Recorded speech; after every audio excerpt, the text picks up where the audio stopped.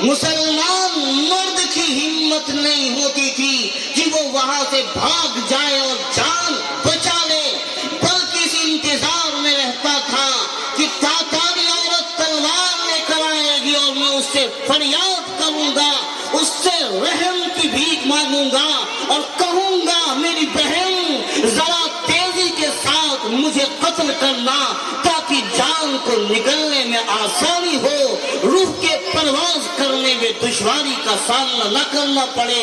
میرے بھائیوں، یہ حالات ہوئے تھے بغداد کے اندر، یہ حالات ہوئے تھے مسلمانوں کے اندر۔ پھر کیا ہوا؟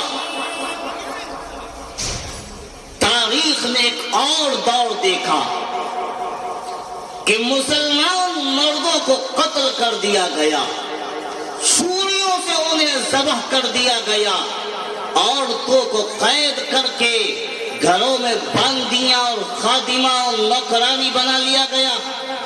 جب مسلمان عورتیں منگول کے گھر پہنچتی ہیں، مسلمان عورتیں منگول کی عورتوں سے کہتی ہیں کہ دیکھو بہن، تم جو کام کہو گی ہم کرنے کو تیار ہیں، ہم دنوں رات تمہاری خدمت کریں گے، 24 گھنٹے ہم تمہارے حکم کو ماننے کے لیے تیار ہیں، لیکن میری ایک گزارش ہے، میری ایک درخواست ہے کہ اپنے مردوں سے کہہ دینا کہ ہماری عزت پر حملہ نہ کریں، ہماری عزت سے کھلواڑ نہ کریں، ہماری ردائے عصمت کو تار تار نہ کریں، ہماری عزت کی چادر کو داغدار نہ کریں، ہماری آبرو کو پامال نہ کریں، ہماری عزت کا جنازہ نہ نکالیں۔ اپنے مردوں سے یہ کہہ دینا۔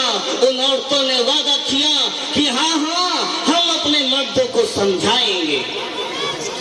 ان منگول اور تاتاری عورتوں نے اپنے مردوں سے کہا، اپنے بھائیوں سے کہا، اپنے شوہروں سے کہا، اپنے بیٹوں سے کہا کہ ہم نے ان مسلمان عورتوں سے عہد لیا ہے کہ تم ان کی عزت پر حملہ نہیں کرو گے۔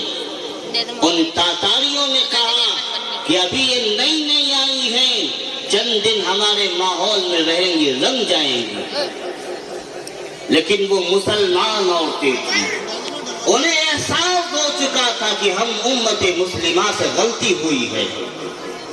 پھر کیا ہوا؟ اب تاریخ کا دوسرا دور شروع ہوتا ہے۔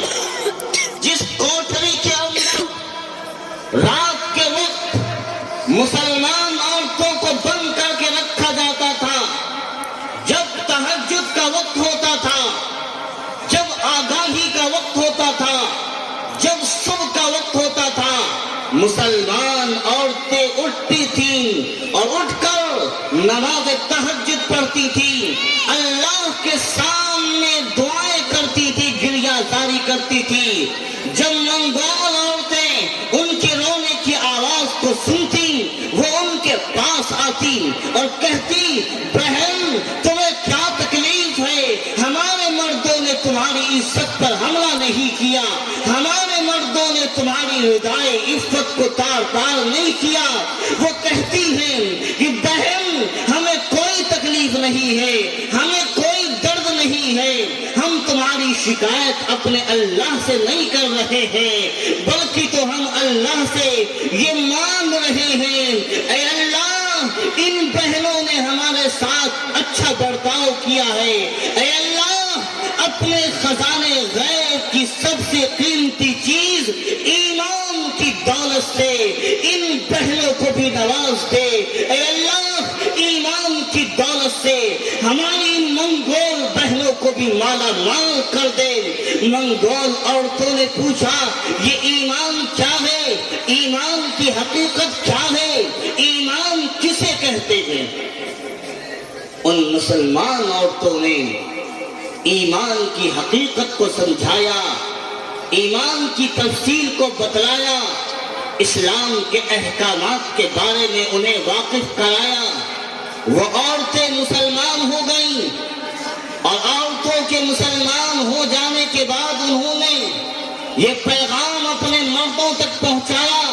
وہ مرد بھی مسلمان عورتوں کے ہاتھوں پر مسلمان ہو گئے، یہاں تک کہ پورا علاقہ، بغداد کا پورا علاقہ، تاتاریوں کا پورا علاقہ رفتہ رفتہ اسلام میں داخل ہو گیا، مسلمان ہو گئے، لیکن کسی میں ہمت نہیں تھی کہ اپنے اسلام کا اعلان کرے، اپنے ایمان کا اظہار کرے، کیونکہ حکومت تاتاریوں کی تھی، وہ جانتے تھے اگر ایمان کا اظہار کر دیا تو ہمیں ابھی قتل کرنے میں وقت نہیں لگے گا۔ اللہ کا نظام ہے، اللہ کا کچھ قانون ہے، حالات بدلتے ہیں، وقت لگتا ہے، لیکن حالات ضرور بدلتے ہیں۔ پھر کیا ہوا؟ پھر واقعہ پیش آیا، ایک شہزادہ ہے تاتاریوں کا، چنگیز خان کا پوتا، ایک چغتائی خان کا بیٹا، جس شہزادے کا نام ہے تیمور تغلق خان۔ یہ شکار کے لیے جاتا ہے، راستے میں اس کے ساتھ اس کے شکاری کتے بھی ہوتے ہیں، اس کے ساتھ اس کی فوج بھی ہوتی ہے۔ دیکھتا ہے کہ ایک مسلمان بوڑھا ہماری شکار گاہ میں آ گیا ہے، وہ شہزادہ تیمور تغلق غصے میں آ جاتا ہے اور اسے گرفتار کر کے کہتا ہے کہ میرے پاس لاؤ۔ ہاتھوں میں ہتھکڑیاں تھی، پیروں میں زنجیریں تھیں، اور اس بوڑھے بزرگ کا نام تھا شیخ جمال الدین رحمت اللہ علیہ۔ ان بوڑھے بزرگ کو گرفتار کر کر شہزادے تیمور تغلق کے بارگاہ میں پیش کیا جاتا ہے، دربار میں پیش کیا جاتا ہے۔ سلطان تیمور تغلق غصے میں آ کر کہتا ہے، ارے بوڑھے یہ بتلاؤ، یہ کتا زیادہ بہتر ہے یا تم زیادہ بہتر ہو؟ یہ کتا زیادہ بہتر ہے یا تم زیادہ بہتر ہو؟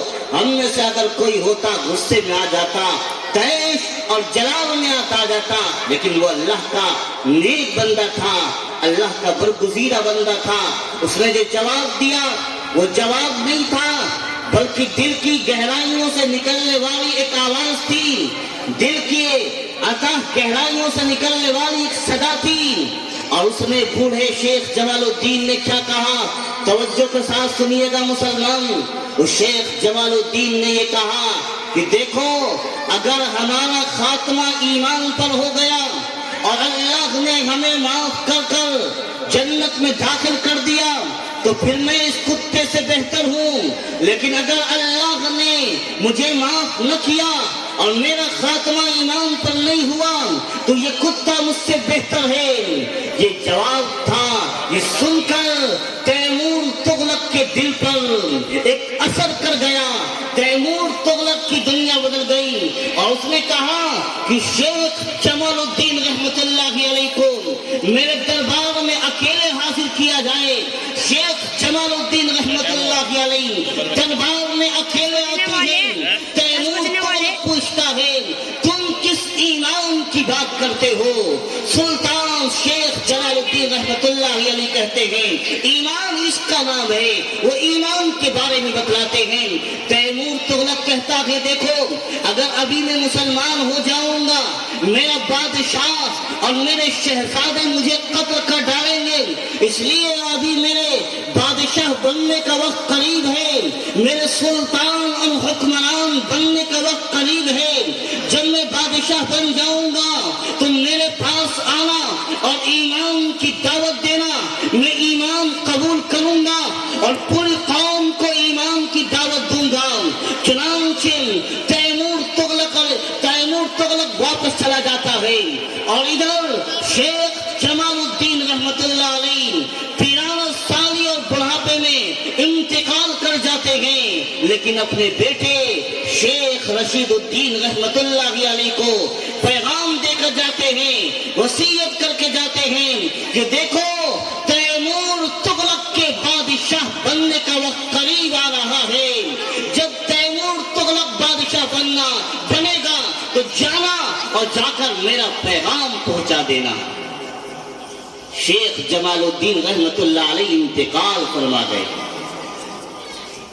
ادھر تیمور تغلق بادشاہ بنتا ہے، محفل منعقد ہوتی ہے، جشن کا پروگرام ہوتا ہے، اور شیخ شمس الدین رحمت اللہ علیہ کو معلوم ہوتا ہے وہ تیمور تغلق کے دربار میں پہنچنا چاہتے ہیں، لیکن افسر اور پولیس والے انہیں تیمور تغلق بادشاہ تک پہنچنے نہیں دیتے ہیں، وہ وہیں پڑاؤ ڈال دیتے ہیں، اور جب صبح کا وقت ہوتا ہے تو وہاں سے کھڑے ہو کر زور زور سے اللہ اکبر اذان کی آواز بلند کرتے ہیں۔ سلطان تیمور تغلق جاگ جاتا ہے، کہتا ہے یہ کون ہے، اسے گرفتار کر کے لایا جائے۔ چنانچہ پولیس والے جاتے ہیں اور شیخ رشید الدین رحمت اللہ علیہ کو گرفتار کر کے لاتے ہیں۔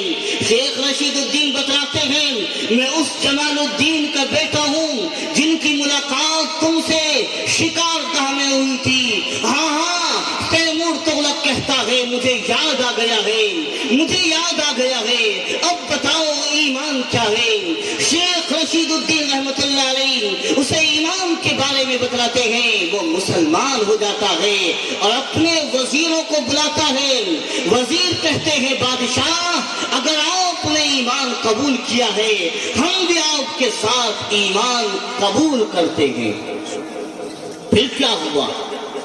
تیمور تغلق نے کہا کہ بلند فصیل پر چڑھا جائے، اونچے مینارے پہ کھڑے ہو کر فجر کی اذان دی جائے، اور جب فجر کی اذان دی ہے اور فجر کی نماز کا وقت ہوا ہے تو مسجد کے اندر 1,00,000 سے زیادہ مسلمان نماز میں شریک ہوئے۔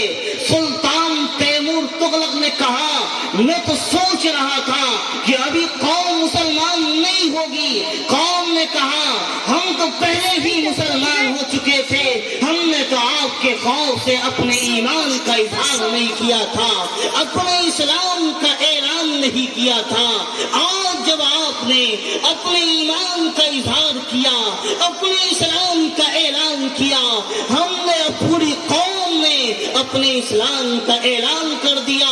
اسی کو تو علامہ اقبال نے کہا تھا ہے آیا یوں رشتہ تار کے افسانوں سے، پاسباں مل گئے کعبے کو صنم خانے سے، کہ جن تاتاریوں نے، جن منگولوں نے اسلام کو مٹانے میں، مسلمان کو مٹانے کے لیے اپنی پوری طاقت خرچ کر دی تھی، آج وہی منگول اسلام کی ترقی کا ذریعہ بنے۔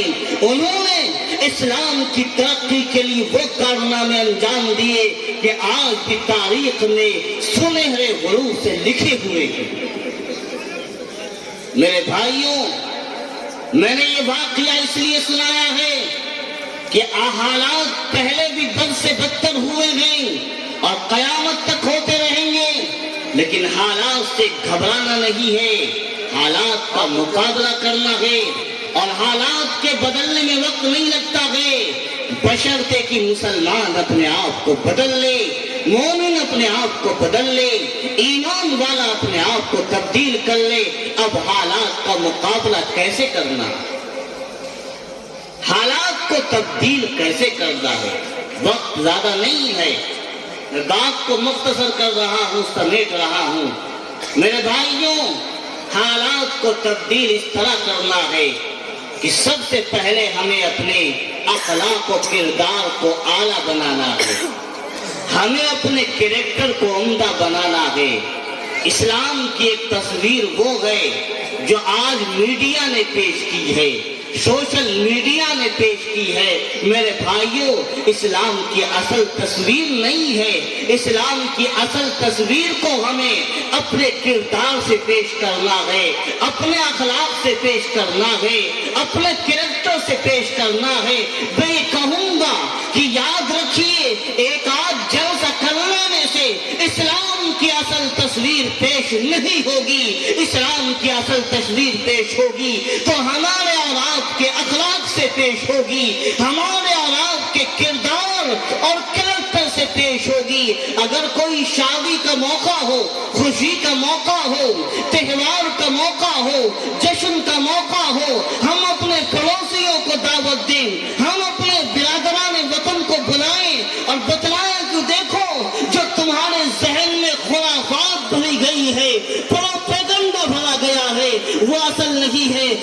اسلام یہ ہے جو ہم پیش کر رہے ہیں۔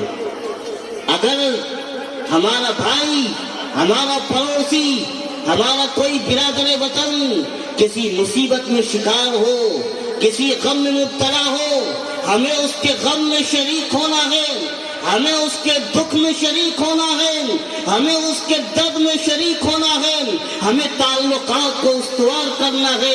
اگر ہم کاروبار کرتے ہیں، اگر ہم بزنس کرتے ہیں، اگر ہم تجارت کرتے ہیں، ہم اپنے گراہکوں کے ساتھ اچھا معاملہ کریں، دیانتداری کا معاملہ کریں، ایمانداری کا معاملہ کریں۔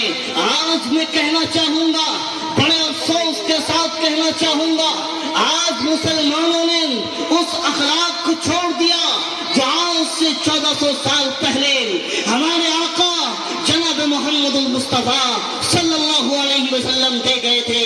آج اس اخلاق کو ہم نے پسے پش ڈال دیا ہے جس کا نمونہ صحابہ کرام نے پیش کیا تھا۔ آج ضرورت ہے کہ ہم اس اخلاق کو زندہ کریں جو آقا ہمیں دے کر گئے تھے۔ آج اس کردار کو ہم زندہ کریں جو صحابہ کرام ہمیں دے کر گئے تھے۔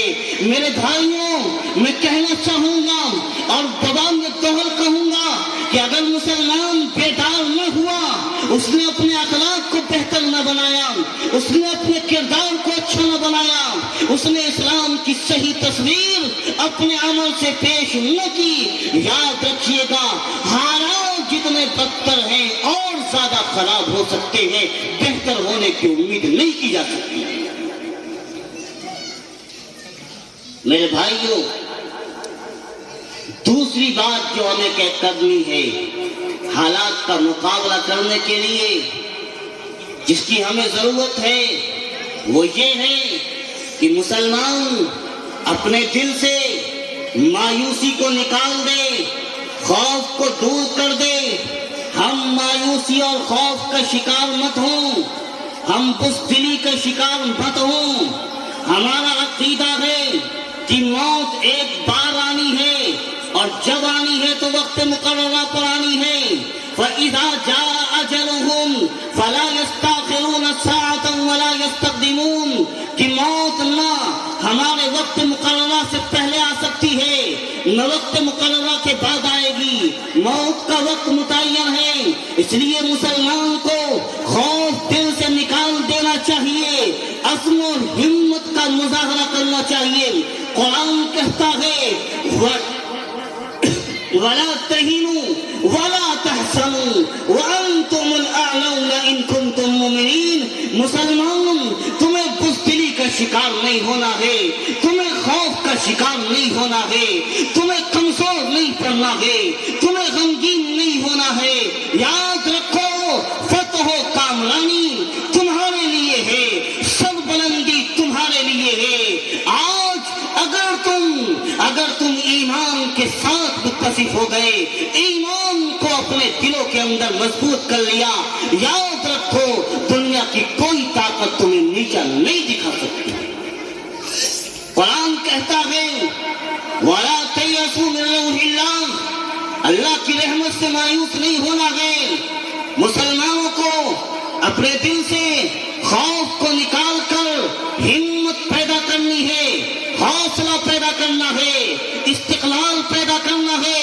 آپ قرآن کو اٹھائیں اور اس منظر کو یاد کریں جب پورا عرب اور مکہ سمیت اور منافقین کے ساتھ ساتھ اسلام پر حملہ کرنے کے لیے غزوہ احزاب میں جمع ہو گیا تھا، اور قرآن نے نقشہ کھینچا ہے وَإِذْ زَاغَتِ الْقُلُوبُ وَبَلَغَتِ الْقُلُوبُ الْحَنَاجِرَ وَإِذْ زَاغَتِ الْأَبْصَارُ وَبَلَغَتِ الْقُلُوبُ الْحَنَاجِرَ۔ جب نگاہیں چکرا رہی تھی اور کلیجے منہ کو آ رہے تھے، صحابہ کے پاس کھانے کے لیے کچھ نہیں تھا، پیٹ پر پتھر بندے ہوئے تھے، اس وقت صحابہ کا حال یہ تھا وَمَا زَادَهُمْ إِلَّا إِيمَانًا وَتَسْلِيمًا۔ صحابہ کا ایمان بڑھ گیا تھا، صحابہ کا اللہ پر اعتبار بڑھ گیا تھا۔ میرے بھائیوں، دوسری بات جو میں کہہ رہا ہوں کہ اپنے آپ سے خوف کو نکالنا ہے، مایوسی کو نکالنا ہے، بزدلی کو نکالنا ہے، عزم اور استقلال اور ہمت اور حوصلے کو پیدا کرنا ہے۔ اور تیسری بات جو کرنی ہے آپ کو اور تمام مسلمانوں کو اختیار کرنی ہے، ہمیں بھی اس پر عمل کرنا ہے اور آپ کو بھی عمل کرنا ہے، وہ ہے صبر۔ صبر سے کام لینا ہے، صبر